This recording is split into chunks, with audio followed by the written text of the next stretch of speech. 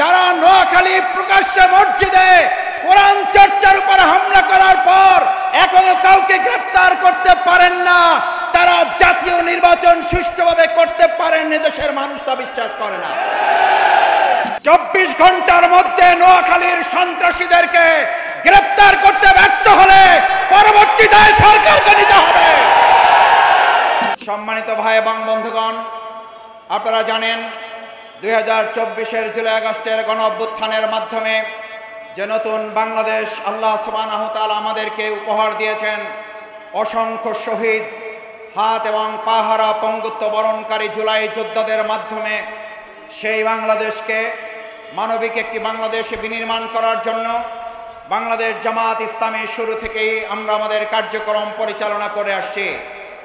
তার ধারাবাহিকতায় জাতীয় ঐক্যমত কমিশনের দিনের পর দিন, মাসের পর মাস দীর্ঘ আলোচনার ভিত্তিতে জাতীয় জুলাই সনদের যে স্বাক্ষর অনুষ্ঠিত হয়েছে, আমরা আজকে এখানে দাবি জানাতে চাই সেই জুলাই সনদ বাস্তবায়নের আদেশ জারি করে আগামী দিনে একটি সুষ্ঠু নির্বাচনের পথ অতি সত্বর সুগম করতে হবে। যারা আগামী দিনে মানুষের সুষ্ঠু ভোট নিশ্চিত করতে চায় না, তারাই জাতীয় জুলাই সনদের আইনি ভিত্তি দিতে চায় না। যারা জনগণের ভোটের নিরাপত্তা নিশ্চিত করতে চায় না, তারাই জাতীয় জুলাই সনদের আইনি ভিত্তি দিতে চায় না। যারা বাংলাদেশে আগামী দিনে একটি মানবিক বাংলাদেশ বিনির্মাণ হোক, তারাই গণভোটের মাধ্যমে মানুষের অধিকারের প্রতি তারা শ্রদ্ধা দেখাতে চায় না। যারা গণভোট চায় না, মূলত তারা জনগণের গণশত্রুতে পরিণত হয়েছে। গণভোটের বিরোধিতাকারীরা জাতির শত্রু, জনগণের শত্রু। আমার ভাই এবং বন্ধুগণ, আমরা গণভোট চাই কেন? আমরা গণভোট চাই পোস্টার লাগানো হলে আপনারা দেয়ালে দেয়ালে দেখবেন একজন আর পোস্টারের উপর আর একজন পোস্টার লাগিয়ে দিচ্ছে। সকালে ব্যানার লাগালে দুপুরে ব্যানারগুলো খুলে ছিঁড়ে ফেলে দেওয়া হচ্ছে।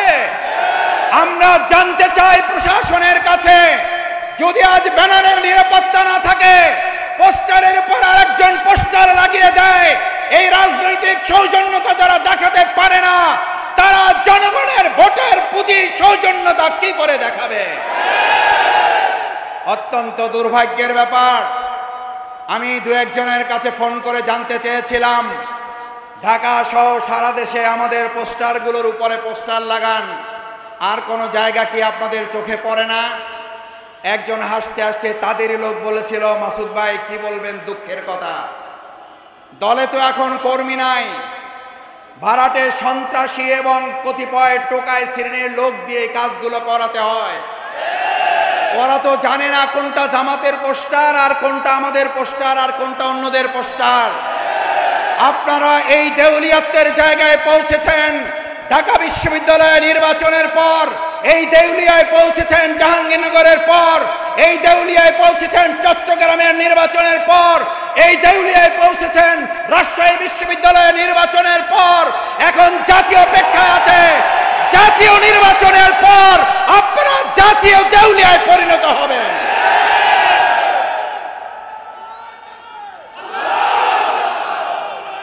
আমার ভাই এবং বন্ধুগণ, আমরা খুব বিস্মিত হই একটা দলের দেউলিয়াত্ব কোন জায়গায় পৌঁছলে। আপনারা যখন কথা বলেন গণভোট এবং জাতীয় ভোট একই দিনে অনুষ্ঠিত হবে, গণভোট এবং জাতীয় ভোট একই দিনে অনুষ্ঠিত না হয়ে গণভোট আরো 15 দিন পরে অনুষ্ঠিত হওয়ার মধ্যে পার্থক্য কি? এইটা একজন সাধারণ সম্মানিত রিকশাওয়ালা বোঝে, কিন্তু আমাদের বড় দল যারা ক্ষমতায় চলে গেছে মনে করে তারা বুঝতে পারে না। আপনারা যে বুঝতে পারেন না তা নয়, আপনারা বুঝেও না বুঝার ভান করেন, এই কথাটা জাতি বুঝতে পেরেছে। গণভোটের মাধ্যমে দাবি আদায় করা ছাড়া বাংলাদেশের মানুষ আগামী দিনে জাতীয় নির্বাচন হতে দেবে না। হতে যে দেবে না। 4টা বিশ্ববিদ্যালয় নির্বাচনের পর মাথা এমন গরম হয়েছে, এখন মসজিদে ইসলামপন্থী এবং দেশপ্রেমিকদের উপরে হামলা শুরু করেছে। পরিষ্কার বার্তা দিতে চাই, প্রধান অতিথি কথা বলবেন, 24 ঘন্টার মধ্যে নোয়াখালীর সন্ত্রাসীদেরকে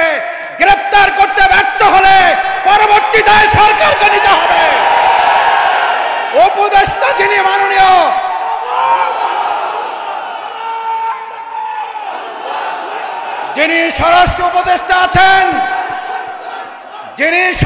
উপদেষ্টা আছেন, যদি আপনারা মনে করেন দলকানা প্রশাসন হবেন, দলকানা প্রশাসন মানবে না জনগণ।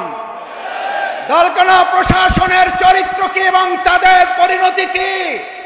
2024 সালের জুলাই আগস্টে শুধুমাত্র শেখ হাসিনার বিরুদ্ধে লড়াই হয় নাই, লড়াই হয়েছিল দলকানা প্রশাসনের বিরুদ্ধেও। শেখ হাসিনাকে দেশ ত্যাগ করার আগেও দলকানা প্রশাসনকে পিলারের খাম্বার সাথে ঝুলিয়ে রেখেছিল জনগণ। আমি সেই পরিণতির দিকে প্রশাসনকে খেয়াল করার অনুরোধ করতে চাই।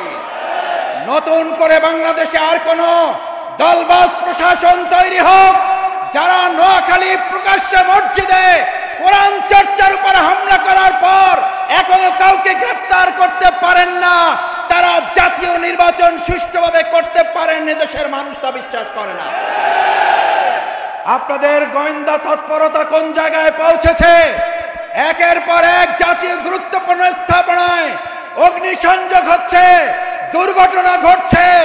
আমরা মনে করি বর্তমান সময়ে যারা আর নির্বাচনে ভালো ফল করতে পারবেন না বলে হতাশ হয়ে পড়েছেন, তারা সহ ফ্যাসিস্টদের কিছু প্রশাসনের অংশের সম্মিলিত তৎপরতায় এই কার্যক্রম হতে পারে বলে দেশবাসী মনে করে।